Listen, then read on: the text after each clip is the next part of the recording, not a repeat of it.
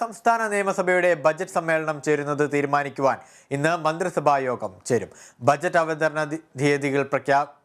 തീയതിയിൽ ഇന്ന് തീരുമാനമെടുക്കും. നിലവിലെ നിയമസഭാ സമ്മേളനം പിരിയുന്നതായി ഗവർണറെ അറിയിക്കും. കഴിഞ്ഞ മാസം വിളിച്ചു ചേർത്ത 7ാമത് നിയമസഭാ സമ്മേളനം പിരിഞ്ഞതായി ഗവർണറെ അറിയിച്ചിരുന്നില്ല. പുതുവർഷം ആദ്യം വിളിച്ചു ചേർക്കുന്ന സഭാ സമ്മേളനത്തിൽ ഗവർണറുടെ നയപ്രഖ്യാപന പ്രസംഗമുണ്ടാകും. വിവരങ്ങളുമായി ഹരിഷ്മ SL ചേരുന്നുണ്ട് തിരുവനന്തപുരത്ത് നിന്നും. ഹരിഷ്മ, ഇന്ന് എപ്പോഴാണ് മന്ത്രിസഭാ യോഗം ചേരുന്നത്? വിശദാംശങ്ങൾ എങ്ങനെയൊക്കെയാണ്? രാവിലെയോട് കൂടിയിട്ടാണ് മന്ത്രിസഭാ യോഗം ചേരുന്നത്. ഗവർണറുടെ നയപ്രഖ്യാപന പ്രസംഗത്തോടെ നിയമസഭയുടെ ബഡ്ജറ്റ് സമ്മേളനം ആരംഭിക്കാൻ കഴിഞ്ഞ ദിവസം ചേർന്നിട്ടുള്ള മന്ത്രിസഭാ യോഗം തീരുമാനിച്ചിരുന്നു. ഇതിന്റെ തീയതികൾ ഉറപ്പിക്കുന്നതിനും മറ്റ് ചർച്ചകൾക്കും വേണ്ടിയിട്ടാണ് ഇന്ന് മന്ത്രിസഭാ യോഗം ചേരുന്നത്. ഡിസംബർ 13-നാണ് നിയമസഭാ സമ്മേളനം അവസാനിച്ചത്. ആ സമ്മേളനം അവസാനിച്ചതായി ഗവർണറെ ഔദ്യോഗികമായി അറിയിച്ചിരുന്നില്ല. അത് ഗവർണറെ അറിയിക്കും. പുതുവർഷത്തിലെ ആദ്യത്തെ നിയമസഭാ സമ്മേളനം ഗവർണറുടെ നയപ്രഖ്യാപനത്തോടു കൂടി തന്നെ ആകണം എന്നതാണ് സാധാരണഗതിയിൽ ഉണ്ടാകുന്നത്. എന്നാൽ ചാൻസലർ സ്ഥാനത്ത് നിന്ന് ഗവർണറെ നീക്കാനുള്ള ബില്ല് വരെ മുന്നിലിരിക്കുന്ന സാഹചര്യം നിലവിലുണ്ട്. അതുകൊണ്ട് തന്നെ അതിഥിയായി നയപ്രഖ്യാപന പ്രസംഗം നടത്തേണ്ടതില്ല എന്നൊരു തീരുമാനത്തിലാണ് സർക്കാർ എത്തിയിരുന്നത്.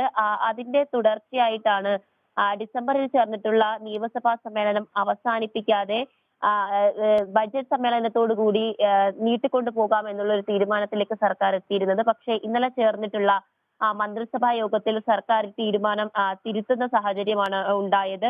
ഗവർണറുടെ നയപ്രഖ്യാപന പ്രസംഗത്തോടു കൂടി തന്നെ ഈ വർഷത്തെ സമ്മേളനം നിയമസഭാ സമ്മേളനം ആരംഭിക്കും.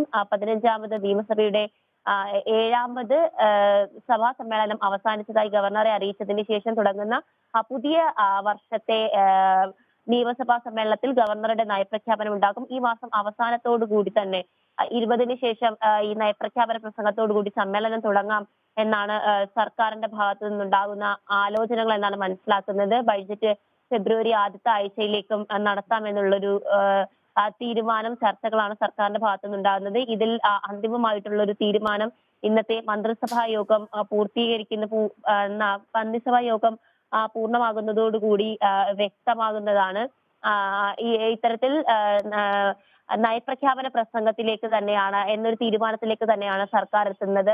ഒപ്പം തന്നെ ഈ മാസം തന്നെ സമ്മേളനം ആരംഭിച്ചതിന് ശേഷം ബഡ്ജറ്റ് സമ്മേളനം ബഡ്ജറ്റ് ഫെബ്രുവരി ആദ്യത്തോടുകൂടി അവതരിപ്പിക്കാൻ വേണ്ടിയിട്ടുള്ള തീരുമാനത്തിലേക്ക് സർക്കാർ എത്തുന്നത് എന്നാണ് മനസ്സിലാക്കുന്നത്.